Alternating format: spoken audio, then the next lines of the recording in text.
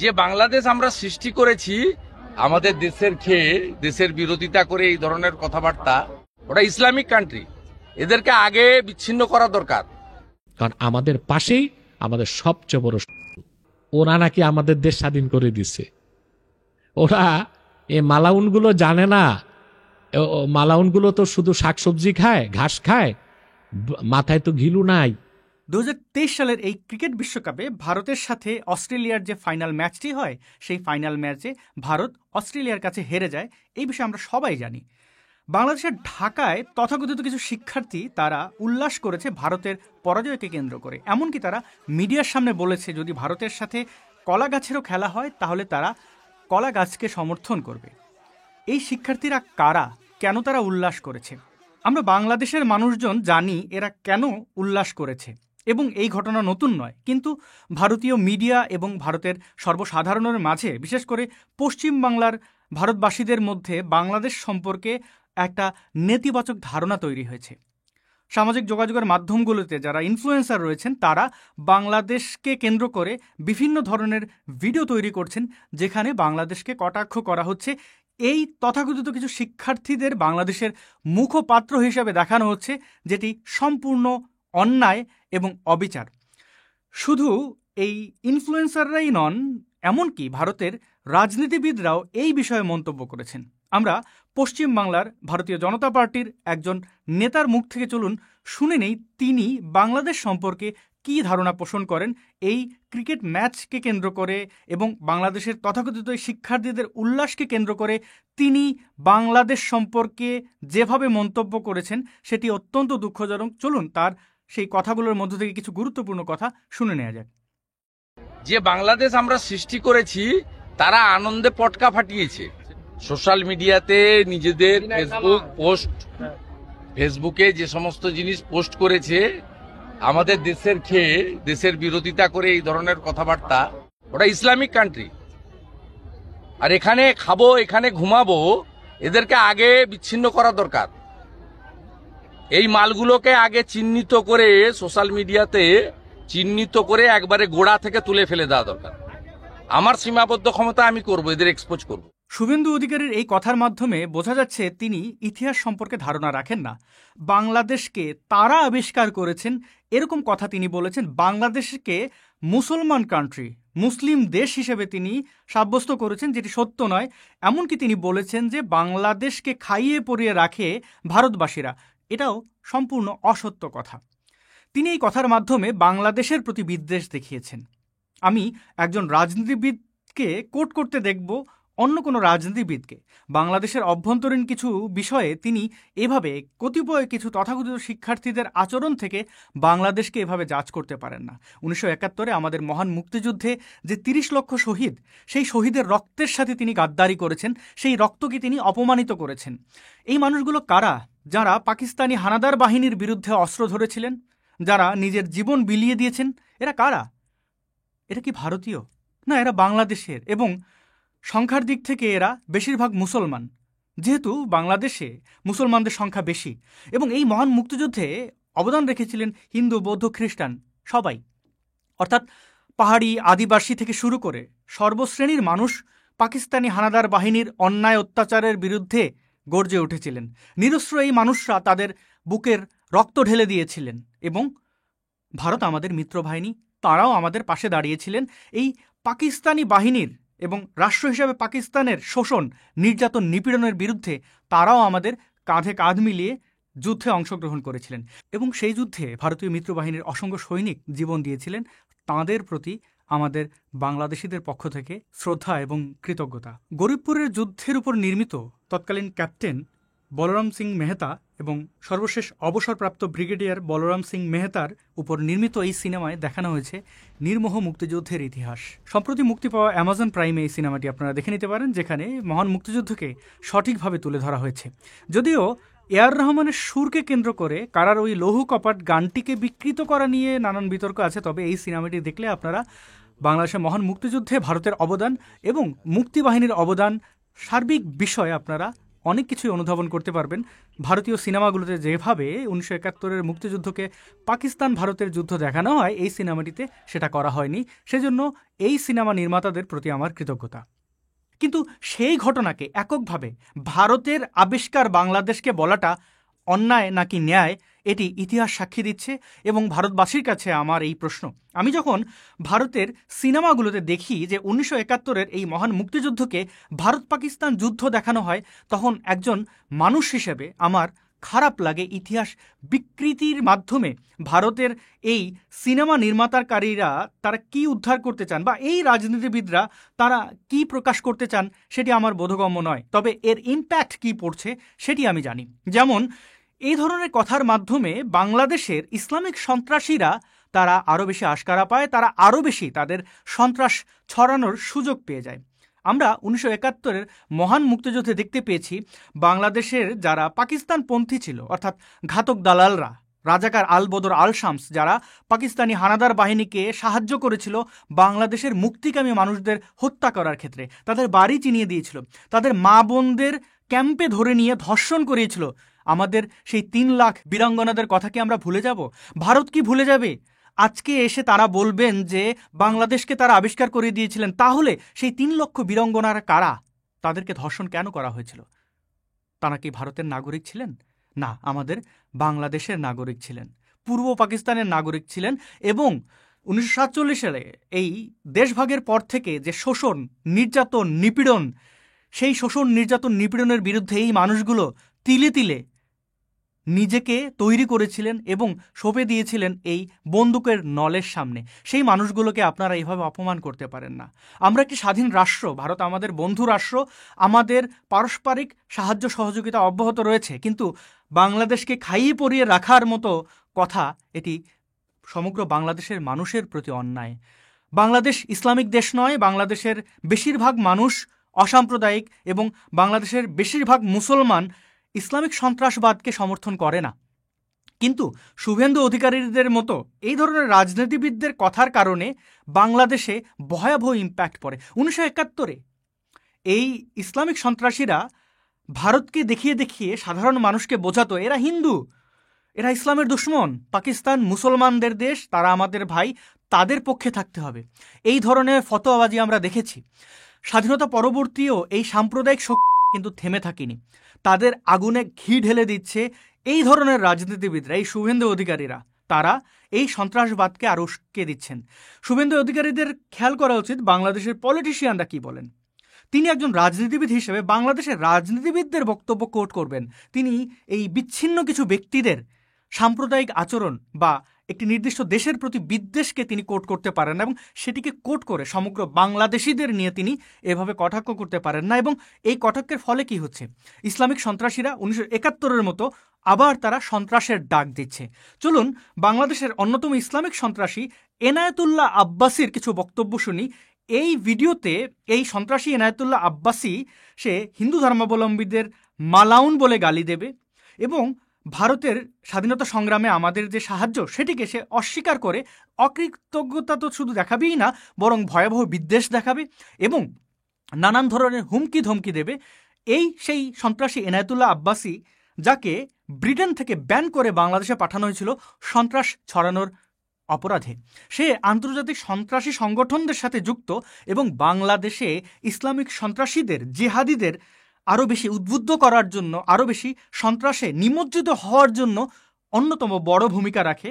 যদিও আমাদের বাংলাদেশের সরকার এই ধরনের সন্ত্রাসীদের আইনের আওতায় আনতে ব্যর্থ হয় এবং এই ভারতের পলিটিশিয়ান শুভেন্দু অধিকারীদের মতো লোকদের কথার কারণে তারা তাদের যে অন্ধভক্ত, তাদের যে সাম্প্রদায়িক খোরাক, খাবার, সেই সাম্প্রদায়িক নেশার যে উপাদান সেটি তারা সরবরাহ করে থাকে। এমনকি যারা ভারতের প্রতি বন্ধুত্বপূর্ণ সম্পর্ক রাখার পক্ষে, যারা ভারতের প্রতি কৃতজ্ঞ ব্যক্তিরা রয়েছেন, তাদেরকেও বরং ভারতের বিরুদ্ধে দাঁড় করিয়ে দিচ্ছে এই ধরনের কথার মাধ্যমে। শুনে নিন এই সন্ত্রাসীর মুখ থেকে। কারণ আমাদের পাশেই আমাদের সবচেয়ে বড় ভারত, এবং তারা কি পরিমাণ আমাদের সাথে হিংসা করে আপনারা বিশ্বকাপ ক্রিকেট খেলার পর দেখেছেন কি করেছে তারা। আর যখন অস্ট্রেলিয়া জিতে যাওয়াতে বাংলাদেশের লোক খুশি করছে, তখন সে দেশের পার্লামেন্ট মেম্বাররা প্রকাশ্যে এসে বলতেছে বাংলাদেশ আমরা সৃষ্টি করেছি, তারা আনন্দে পটকা ফাটিয়েছে। এটা অস্ট্রেলিয়া জেতার জন্য নয়, ভারত হারার জন্য। ওটা ইসলামিক কান্ট্রি। যে বাংলাদেশ একটা ইসলামিক রাষ্ট্র, মুসলমানরা আমাদের শত্রু, এই জন্য তারা আনন্দ করতেছে। ওরা নাকি আমাদের দেশ স্বাধীন করে দিছে। ওরা এই মালাউনগুলো জানে না। মালাউনগুলো তো শুধু শাকসবজি খায়, ঘাস খায়, মাথায় তো ঘিলু নাই। ওরা ওই 71 সালে যেই বুলি এই দেশের মানুষকে শিখাইছে, এই দেশের মানুষ এখন ইতিহাস চর্চা করে। 1971 সালে ভারত আমাদেরকে স্বাধীন করে দেয় নাই। এটা আমার আলাদা থিসিস আছে, সেটা পরে কখনো বলবো। ভারত কেন 71 সালে আমাদেরকে সহযোগিতা করেছে? 1965 সালে পাকিস্তানের কাছে শোচনীয়ভাবে ভারত হেরে গিয়েছিল। সেই প্রতিশোধ নেওয়ার জন্য 71 সালে স্বাধীনতা যুদ্ধে তারা সহযোগিতা করেছে। পাকিস্তানিরা, হানাদাররা যে অস্ত্র ফেলে গেছিল, অস্ত্র কই? 6,000 কোটি টাকার অস্ত্র ভারত চুরি করে, যে অস্ত্রগুলো পাকিস্তানিরা রেখে গেছিল, তারা তো জীবন নিয়ে পালাইছে। প্রায় 6,000 কোটি টাকার অস্ত্র ভারত বাংলাদেশ থেকে নিয়ে গেছে।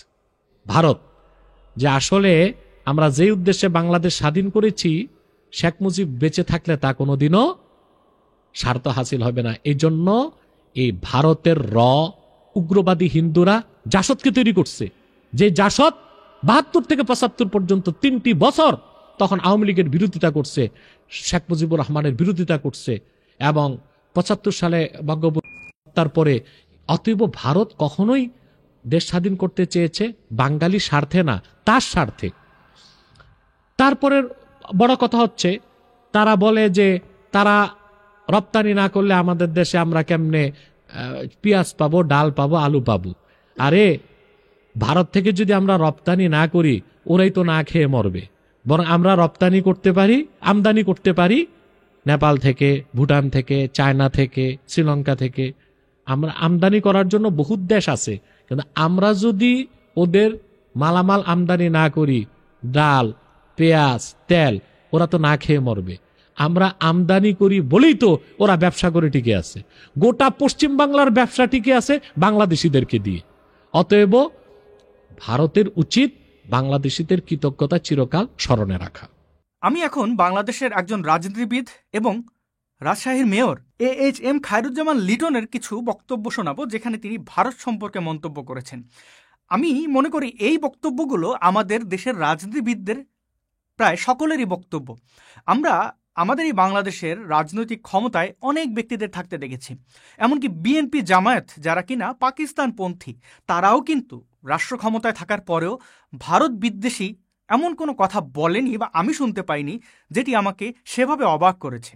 কিন্তু শুভেন্দু অধিকারী যে কথা বলেছেন একজন ভারতীয় রাজনীতিবিদ হিসেবে, এবং সেই কথার বাস্তবতা বাংলাদেশিরা আসলে এমন কিনা সেটি প্রমাণ করে এই মেয়রের বক্তব্য থেকে। চলুন আমরা তার পুরো বক্তব্যটি শুনে নিই। আমি মুসলমান ঘরের সন্তান, জন্মগতভাবে মুসলমান। আমি এক আল্লাহর অনুসারী, সব ঠিক আছে অবশ্যই, কিন্তু আমার কাছে ধর্মের সে গোঁড়ামি, এটা আমি শিক্ষাতে পাইনি। ধর্মের গোঁড়ামি আমার মধ্যে পাইনি, কারণ আমার স্কুল আমাকে সেভাবে গড়ে দিয়েছিল। যে স্কুলে আমি পড়েছিলাম, রামকৃষ্ণ মিশন, সেই স্কুলে ঈশ্বর আল্লাহ তেরি নাম, সম্মতি দেব ভগবান, এইসব গান বা এইসব ভজন বা এইসব গীতগুলো আমাদের সকাল বিকালে ওখানে গাইতে হতো। তো আসলেই আমরা ওখানে দেখেছি আমাদের যারা শিক্ষক ছিলেন বা যারা সন্ন্যাসী যারা ক্লাস নিতেন, পড়াতেন বা হোস্টেলে থাকতেন, তারা কোনো ভেদাভেদ করেনি। আমার প্রথম অভিজ্ঞতা বলি, আমরা দুই ভাই যাবার পরে 72 সালে স্বাধীনতার পরপরই যখন গেলাম, সেখানে রাত সন্ধ্যাবেলা হোস্টেলে আমাদের দেয়া হলো, দুই ভাইকে দুই হোস্টেলে। তো সেই হোস্টেলে থাকার সময় 2 দিন পরে আমাকে বলা হলো যে তুমি যদি নামাজ পড়তে চাও এখানে, আমরা সব ব্যবস্থা করে দেবো, তোমার জন্য কি কি লাগবে বলো, সেগুলো আমরা এনে দিচ্ছি। জায়গা তোমার ঘরেও পড়তে পারো বা জায়গাতে পড়তে পারো। এইরকম ভাবে তারা তাদের মধ্যে উদারতা পেয়েছে। এবং আমার বন্ধুদের মধ্যে 72, 73 থেকে 80 সাল পর্যন্ত আমার বন্ধুদের মধ্যে সে বন্ধু হয়তো অরুণাচল থেকে এসছে, চৌলিক নামে একজন বন্ধু আমার অরুণাচলে এখনো যোগাযোগ আছে। আসাম থেকে আমার ক্লাস রুমমেট, সে আমাদের প্রথম ছাত্র ছিল, প্রথম স্ট্যান্ড করতো সেই ছেলেটি, সে ছিল। দেবাশিস বোস ছিল কলকাতার, সে তো তার চাকরি জীবন শেষ করলো। তারপরে তাপস মৈত্র ছিল ব্যাংকার। এরকম নানা বন্ধু কলকাতায় আমার চারিদিকে ছড়িয়ে ছিটিয়ে আছে। কিন্তু তারা তাদের বাড়িতে আমাকে নিয়ে যেত বিভিন্ন উৎসবে, তাদের মা আদর করে বসে। আমরা যেহেতু 75 পরে বিশেষ করে আমরা বাংলাদেশে আসতে পারছি না, তাদের মায়েরা আমাদেরকে তার পুজোর সময় আমাদেরকে তার ছেলেদেরকে বলতেন যে ওদেরকে নিয়ে আয়, ওরা তো একা একা হোস্টেলে আছে, নিয়ে আসবি। আমরা গেলে তারা আমাদেরকে নাড়ু, মুড়ি, মোয়া ইত্যাদি খুব যত্ন করে খাওয়াতেন। তো এইরকম পরিবেশে আমি মানুষ হয়েছি। আমি কোনো মানে ধর্ম নিয়ে বাড়াবাড়ি করতে অ্যাটলিস্ট ওই সময়টা দেখিনি, যে কারণে হয়তো সময় সব কিছু ঠিক থাকে না, একটু এলোমেলো হয়ে যায়, আবার ঠিকও হয়ে যায়। আমরা দেখে যে অবস্থা থেকে দেখতে দেখতে বড় হয়েছি, সেটা কিন্তু একেবারেই একটা অসাম্প্রদায়িক ভারত, একেবারে অসাম্প্রদায়িক একটা ভারত, যেখানে কোনো ধর্মীয় গোড়ামি আমরা পাইনি। এবং সেই কারণেই শ্রীমতী ইন্দিরা গান্ধী যে মহিষী নারী, তিনি যে 71 সালে যে তিনি বাংলাদেশের মুক্তি সংগ্রামে সহযোগিতা করলেন, 1 কোটি মানুষকে খাওয়ালেন। কি কষ্ট, ভারতের নিজেরই চলে না এমন একটা আর্থিক অবস্থা তখন, ভারতের আর্থিক দিক দিয়ে তারা তখন সবল নয়। তার মধ্যে 1 কোটি মানুষকে খাওয়ানো, তাদের ওষুধপত্র, চিকিৎসা, তার মারা যাচ্ছে, ডায়রিয়া হচ্ছে ইত্যাদি করা, আইন শৃঙ্খলা রক্ষা করা, বিভিন্ন বিষয় তিনি ট্যাকেল করার পরে তিনি আবার আমাদের 2 ভাই, যখন আমার পিতা জাতির পিতার হত্যাকাণ্ডের পর আমার পিতা তাকেও যখন হত্যা করা হলো, তিনি পার্সোনালি দিল্লি থেকে আমাদের আশ্রমের যিনি প্রধান স্বামী লোকেশ্বরানন্দ, তিনি নেই আর, গত হয়েছেন, তিনি আমাদেরকে পুত্র সন্তান হিসেবে দেখতেন। সেই দিল্লি থেকে স্বামী লোকেশ্বরানন্দজির সঙ্গে কথা বলে আমাদের যেন কোনো অসুবিধা না হয়, আমাদের পড়াশোনা যেন ঠিক মতো চলে, আমরা যেন কোনো অর্থ কষ্টে না ভুগি। তো নেত্রীর ক্ষেত্রে তো শ্রীমতী ইন্দিরা গান্ধী এটা করেছিলেন, আমাদের ক্ষেত্রেও তাই করেছিলেন। সেই জন্যই বলি যে আমরা এমন একটা পরিবেশে, এমন একটা দেশে মানে বড় হয়েছি, যাদের সাহায্য নিয়ে মুক্তিযুদ্ধে দেশ স্বাধীন করেছি। এটা তো ভুলবার নয়, এটা তো ভুলে যাওয়ার বিষয় নয়। কাজেই ওই একটা আকর্ষণ, একটা টান, একটা দরদ, একটা ভালোবাসা মনের মধ্যে থাকবেই। সন্ধ্যাবেলা যদি আপনি টিবাদে যান, এখান থেকে টিবাদ, যে টিবাদে আপনারা গেছিলেন, ভারতের বর্ডার লাইট দেখতে পাবেন, সোডিয়াম বর্ডার লাইট, লাইন দিয়ে বর্ডার লাইট, মনে হবে কোথায় 1 মাইলের মধ্যে, আসলে ওটা প্রায় 10 কিলোমিটার দূরে, মনে হবে এত কাছে। এবং আমাদের মধ্যে মাঝে মাঝে মনে হয় ওটা যদি না থাকতো, যদি সব মিলে একাকার হয়ে যেত, এরকম মনে হয়। তো যাক, বাস্তবতা অনেক কঠিন, অনেক বিশ্ব রাজনীতি, ভূ রাজনীতি ইত্যাদি নানা বিষয় আছে, জটিল বিষয়, সেগুলো নিয়ে আমি আলোচনা করতে চাই না। আমাদের বাংলাদেশের মানুষ কৃতজ্ঞ। AHM খায়রুজ্জামান লিটনের এই কথাগুলোই আমাদের বাংলাদেশের আপামর জনসাধারণের কথা। বাংলাদেশের বেশিরভাগ মানুষ এটাই মনে করেন। ভারত আমাদের মিত্র দেশ, আমাদের পার্শ্ববর্তী, আমাদের বর্ডারের, অর্থাৎ 3টি দিক ভারতের সাথে আমরা শেয়ার করি। এবং ভারত একটি বড় রাষ্ট্র, তারা অনেক দিক থেকে আমাদের থেকে অনেক উন্নত। কিন্তু সাম্প্রদায়িক এই কথাবার্তাগুলো বাংলাদেশকে ছোট করা, তুচ্ছ তাচ্ছিল্য করার মাধ্যমে ভারত আমাদের কি মেসেজ দিতে চাইছে? আমাদের সামনেই ইলেকশন। এই ইলেকশনে একটি পক্ষ ভারতের বিরুদ্ধে বাংলাদেশে জনমত তৈরি করতে চায়। ভারতের সাথে বিদ্বেষ ছড়াতে পারলে তারা পাকিস্তানের সাথে যুক্ত হতে পারবে, এমনটা তারা মনে করে। পাকিস্তান হোক বা আমেরিকা বা চীন, যাদের সাথেই তারা মিত্র করতে চায়, আমি একজন বাংলাদেশের নাগরিক হিসেবে মনে করি ভারতের সাথে আমরা কখনোই শত্রুতা করে এগিয়ে যেতে পারবো না। না বাংলাদেশ এগিয়ে যেতে পারবে, না ভারত এগিয়ে যেতে পারবে। কারণ একটি দেশের সাথে যখন অন্য একটি দেশের এত বড় একটি বর্ডার, এত বড় সীমানা চতুর্দিক থেকে, এবং একটি বড় দেশের অনেকটা কলিজার মাঝখানে যখন অন্য একটি দেশ, তখন সেই দেশের সাথে বৈরী সম্পর্ক অবশ্যই 2 দেশের জন্য ক্ষতিকর। এটি যে কোনো সাধারণ বুদ্ধিসম্পন্ন মানুষ বুঝতে পারবেন। তাহলে এই ধরনের সাম্প্রদায়িক কথাবার্তা, এই ধরনের তুচ্ছ তাচ্ছিল্য, একে অন্যের প্রতি ঘৃণা কেন? এবং এটি আমাদের কি দিতে পারে? স্পষ্টভাবেই এটি আমাদের ভয়াবহতার দিকে নিয়ে যাচ্ছে। এখানে জয়ী হচ্ছে ইসলামিক সন্ত্রাসীরা। আমরা যদি ইসরায়েলের সাথে হামাসের যুদ্ধ দেখি, আমরা দেখেছি সেই 7ই অক্টোবর হামাসের সন্ত্রাসীরা কিভাবে নিরীহ মানুষদের উপরে অতর্কিত রকেট হামলা করেছে। এবং ইসরায়েলি নিরীহ নিরস্ত্র নাগরিকদের তারা কিডন্যাপ করে তাদের দেশে নিয়ে গেছে, এবং পরবর্তী ইসরায়েলি বাহিনী এই হামাসকে নির্মূলের নামে নিরীহ মানুষদেরও কিন্তু হত্যা করছে। উভয়ই ক্ষতিগ্রস্ত হচ্ছে। শুরুটা কে করেছে? ইসলামিক সন্ত্রাসীরা। হ্যাঁ, এটাই ইসলামিক সন্ত্রাস, এটাই এনাতুল্লাহ আব্বাসীরা চায়। বাংলাদেশে ইসলামিক সন্ত্রাসীরা চায় কাসাবদের মতো মালগুলোকে তৈরি করে ভারতে পাঠাতে। তাদের সেই দুঃস্বপ্ন গাজোয়ায় হিন্দ, সেই দুঃস্বপ্ন বাস্তবায়ন করতে চায়। আপনি তাদের সাথে কিভাবে লড়বেন? তাদের সাথে তাদের ভাষায় লড়বেন, যেটা শুভেন্দু অধিকারী উস্কানি দিচ্ছেন, তাদের আগুনে ঘি ঢালছেন? সেভাবে কি পারবেন? একজন ইসলামিক সন্ত্রাসী মনে করে সে যুদ্ধে জয়ী হলে সে গাজী হবে, সে যদি যুদ্ধে মারা যায় তাহলে সে জান্নাতে যাবে। ৭২ হুরের সাথে কি করবে বুঝতে পারছেন? তো একজন ব্যক্তি যখন নিজেকে মানব বোমা মনে করে, সে অন্য কারোর সাথে মানে তার মতাদর্শের জন্য সে তথাকথিত যুদ্ধ অর্থাৎ আক্রমণে লিপ্ত হয়, যখন সেখানে তার বিশ্বাস দেশপ্রেম নয়, তার বিশ্বাস ধর্মপ্রেম নয়, তার বিশ্বাস হচ্ছে প্রতিপক্ষ যেহেতু অমুসলিম তাকে মেরে ফেলতে হবে এবং মেরে ফেললেই আমি পুরস্কৃত হব কোথায়? জান্নাতে। তাকে আপনি কোন যুদ্ধ নীতি দিয়ে থামাবেন? কোন যুক্তি দিয়ে থামাবেন? এই বিকৃত মস্তিষ্কের লোকগুলোকে, ইসলামিক সন্ত্রাসীগুলোকে আপনি আরও কেন বেড়ে ওঠার জন্য তার গোড়ায় জল ঢালছেন? বাংলাদেশ থেকে যদি এই কাসাবরা রকেট হামলা করে ভারতের নিরীহ মানুষ মারা যাবেন। এর পাল্টা জবাব হিসেবে যদি ভারত বাংলাদেশে হামলা করে এই জঙ্গিদের নির্মূলের জন্য, এই আব্বাসীদের নির্মূলের জন্য, বাংলাদেশের নিরীহ মানুষ মারা যাবেন, যেটি আমরা চোখের সামনে গাজা এবং ইসরায়েলে দেখতে পেয়েছি। আমরা কি এরকম রক্ত ঝরাতে চাই? যদি না চাই তাহলে কেন এই বিদ্বেষ?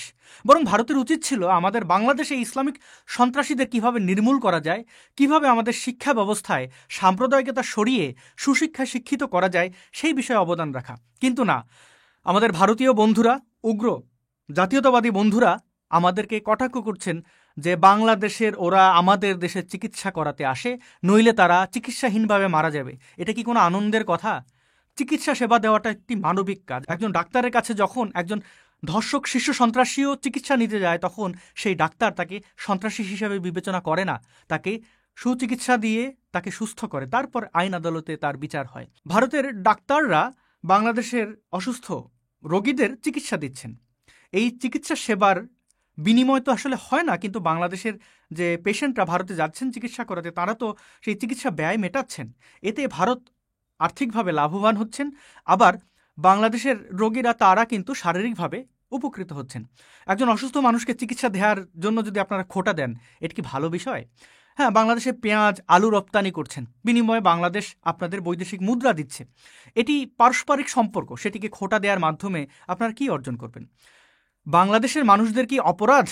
1947 সালে দেশ ভাগ হয়েছে ধর্মের ভিত্তিতে, এবং সেই ধর্মের ভিত্তিতে দেশ ভাগ হওয়ার পরে 1947 সাল থেকে 1971 সাল পর্যন্ত, অর্থাৎ আমরা স্বাধীন হওয়ার আগ পর্যন্ত পাকিস্তান আমাদের শোষণ করেছে, আমাদের মেরুদণ্ড ভেঙে দিয়েছে, অর্থনৈতিক প্রবৃত্তি ধ্বংস করে দিয়েছে। এটি আমাদের অপরাধ? বাংলাদেশে 1 কোটির বেশি মানুষ, আমি হিন্দু বৌদ্ধ খ্রিস্টান মুসলমান বলবো না, 1 কোটির বেশি মানুষ ভারতে আশ্রয় নিয়েছিলেন। মানুষ স্বাদ করে রিফিউজি হন না, শখে নিজের ভিটে মাটি ছেড়ে অন্য দেশে পাড়ি জমান না। সেই সময় ভারত নিজেরাও আর্থিকভাবে খুবই শোচনীয় অবস্থায় ছিলেন, আর ভারতীয় নাগরিকরা তারাই দুঃখ দুর্দশায় ছিলেন। তারপরও আমাদের সেই ভিটে মাটি ছেড়ে পালিয়ে যাওয়া মানুষদের খাবারের যোগান দিয়েছেন। কিন্তু আজকে 2023 সালে এসে বা এর আগেও যে খোটা শুনি আমরা, এটা কি সেই সকল মহান ব্যক্তি যারা তাদের খাবার শেয়ার করেছিলেন তাদের সাথে অন্যায় করা হচ্ছে না? আমার কানে এখনও শ্রীমতী ইন্দিরা গান্ধীর সেই রেডিওর ভাষণ কানে ভাসে। তিনি পাকিস্তানি হানাদাররা বাংলাদেশে যে হত্যাযজ্ঞ চালাচ্ছিল সেই অন্যায়ের প্রতিবাদ করে ভারতীয় সেনাবাহিনীকে আদেশ দিয়েছিলেন, নির্দেশ দিয়েছিলেন, যুদ্ধ ঘোষণা করেছিলেন। 2 সপ্তাহের মধ্যে আমরা স্বাধীনতা পেয়েছি। কিন্তু এর আগে আমাদের এই মুক্তিকামী এই মুসলমানরা, এই বাংলাদেশের হিন্দুরা, এই বাংলাদেশের বৌদ্ধরা, এই বাংলাদেশের খ্রিস্টানরা, এই বাংলাদেশের নাস্তিকরা সেই পাকিস্তানি হানাদার বর্বরদের বিরুদ্ধে ঝাঁপিয়ে পড়েছিল, বুকের রক্ত ঝরিয়েছিল, বুক পেতে দিয়েছিল। শুভেন্দু অধিকারী এবং এরকম উগ্র সাম্প্রদায়িক ব্যক্তিরা একটু ভেবে দেখবেন, যখন আপনারা কটাক্ষ করেন, যখন বাংলাদেশকে তুচ্ছ তাচ্ছিল্য করেন, একবার ভেবে দেখবেন আমরা তো ভিকটিম। আমরা ছোট একটি দেশের মানুষ, আমাদের নানান ধরনের সমস্যায় জর্জরিত। আপনাদের ভাবসাব দেখে তো মনে হয় আপনারা পারমাণবিক অস্ত্রধারী দেশ, কয়েকদিন পরে বলবেন পারমাণবিক বোমা মেরে দেবেন, এরকমও বলতে পারেন। আপনাদের কথার কোনো আমি ঠিক ঠিকানা পাচ্ছি না, আপনাদের কথার সাথে ইতিহাসের কোনো সম্পর্ক খুঁজে পাচ্ছি না। কেন এই বিদ্বেষ?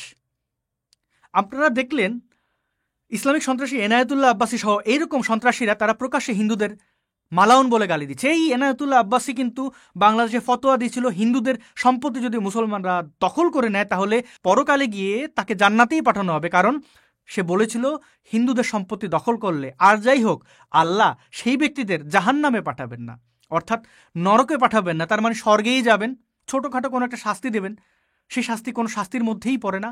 আপনার প্রতিবেশী হিন্দু দুর্বল, আপনি তার বাড়িঘর দখল করবেন, মানুষ হিসেবে তাকে অত্যাচার করলে সেটার গুনাহগার আপনাকে হতে হবে। তবে এই অপরাধের জন্য আল্লাহ যে শাস্তি দেখ, অন্তত আপনাকে জাহান্নামে যেতে হবে না। এই সেই ইসলামিক সন্ত্রাসীরা যারা 1971 সালে এদের পূর্বপুরুষরা পাকিস্তানি হানাদার বাহিনী দালালি করেছে, সেই দালালদের আজকেও আপনারা তাদের গোড়ায় জল দিচ্ছেন। এটা কাম্য ছিল না। আমরা যারা 90s সেই 90-এর দশকের প্রজন্ম, আমরা ভারতীয় সঙ্গীত, ভারতীয় সিনেমা দেখে বড় হয়েছি। দূরদর্শনে বিভিন্ন যে টেলিভিশন প্রোগ্রামগুলো থাকতো, শক্তিমান, শাকালাকা বুম বুম, এরকম অনেক কিছু আমরা ছোট ছিলাম আমরা দেখতাম। আমরা ভারতীয় গান শুনে প্রকৃতি শিখেছি। লতা মঙ্গেশকরের সেই গান, তুমি মেরি মন্দির, তুমি মেরি পূজা, তুমি দেবতা হো, সেই গান শুনে আমরা হিন্দি নিজের অজান্তে শিখেছি। সাংস্কৃতিক এই যে মেলবন্ধন, সেটি কখনোই নেতিবাচক হতে পারে না। সেই গানে আমি সেই ছোটবেলায় নিজেকে প্রশ্ন করেছিলাম, একজন ব্যক্তিকে আরেকজন ব্যক্তি অর্থাৎ একজন নারী গাইছেন একজন পুরুষকে কল্পনা করে, তিনি তার মন্দির, তিনি তার পূজা, তিনি তার দেবতা। একজন মানুষকে দেবতার সাথে তুলনা করা যেই দেশে সম্ভব, একজন মানুষকে কতটা অসাম্প্রদায়িক এই গানটি কতটা উদারতা শেখায় ভাবুন তো। এই গানের মাধ্যমে দেবতা অসন্তুষ্ট হন না, দেবতা অপমানিত হন না। একজন ব্যক্তিকে মন্দিরের সাথে, দেবতার সাথে তুলনা দেয়া কি চমৎকার কাজ! এটা তো আব্রাহামিক রিলিজনে দেখা যায় না।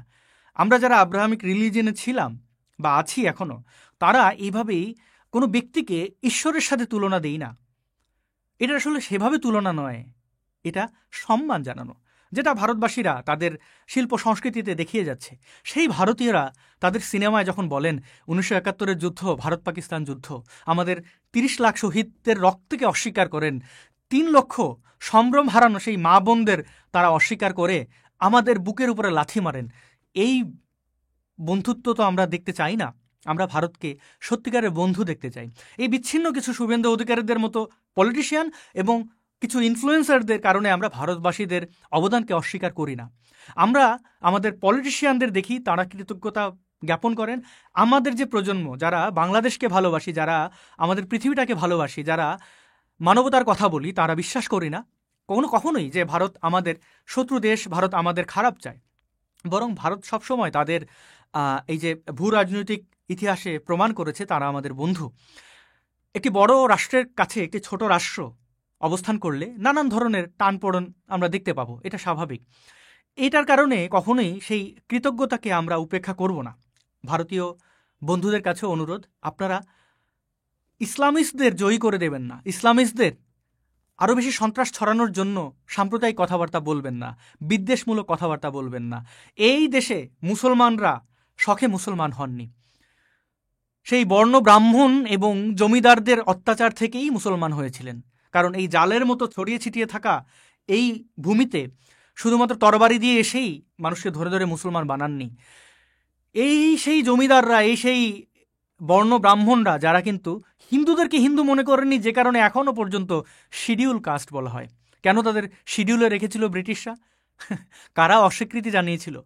ব্রিটিশদের তো মাথা ব্যথা ছিল না। এই তথাকথিত নিম্ন বর্ণের হিন্দু যাদের মনে করা হতো, যারা এই বর্ণ ব্রাহ্মণরা তাদের নিম্ন বর্ণ বলেছিল, তারাই বরং তাদেরকে হিন্দু বলে স্বীকৃতি দেয়নি। তারা যদি মুসলমান হয়ে যায়, তারা যদি খ্রিস্টান হয়ে যায়, তারা যদি বৌদ্ধ হয়ে যায়, তাতে তারা তো ভিকটিম। বাংলাদেশের আমার পূর্বপুরুষরা, আমার জেনারেশন, আমার পূর্বপুরুষদের বড়জোর 3 ধাপ পেছনে গেলে তারা ছিলেন হিন্দু। আমার মায়ের বংশের মানুষ ইরান থেকে এসেছিলেন। আমি দুটো সংস্কৃতি দেখে বড় হয়েছি, জানি তারা কে কি করেছিলেন। সুতরাং ঢালাওভাবে কাউকে দোষারোপ করবেন না, মুসলমান হওয়ার কারণে কাউকে ঘৃণা করবেন না। আবার বাংলাদেশের ধর্মান্ধ যাদের আমরা উল্লাস করতে দেখেছি, বা যারা এই যে সামনের ইলেকশনকে কেন্দ্র করে সাম্প্রদায়িক চেষ্টা করছেন, ভারতকে আমাদের শত্রু বানানোর চেষ্টা করছেন, তাদের কাছেও বলি, ভারতকে হিন্দু রাষ্ট্র মনে করে, ভারতকে শত্রু মনে করে যে বিদ্বেষ ছড়াচ্ছেন, তাতে আপনি আপনার পায়ে কুড়াল মারছেন। এই আচরণের কারণে ভারত বাংলাদেশিদের ভিসা বন্ধ করে দেবে, অসুস্থ রোগীদের চিকিৎসা দেবে না, এইরকম মানে নিষ্ঠুর এবং সাম্প্রদায়িক ভারত আমি মনে করি না। ভারতকে যথেষ্ট উদার এবং একটি চমৎকার বন্ধুত্বপূর্ণ সম্পর্কের সাথে আমরা লালন করি। আশা করছি এই বিদ্বেষ আমরা এখানেই পরিহার করব, আমরা সাম্যের কথা বলবো, আমরা বিজয়ের কথা বলবো, আমরা এই সাম্প্রদায়িক শক্তিদের প্রতিহত করে অবশ্যই সামনে এগিয়ে যাব। সবাইকে অসংখ্য ধন্যবাদ ভিডিওটি শেষ পর্যন্ত দেখার জন্য। শেয়ার করবেন যদি আপনার কাছে উপযুক্ত মনে হয়, এবং আমার এই কথার সাথে যদি কেউ দ্বিমত পোষণ করেন, অবশ্যই মন্তব্যের ঘরে শালীনভাবে এর পাল্টা জবাব দেবেন। আবার দেখা হবে খুব শীঘ্রই।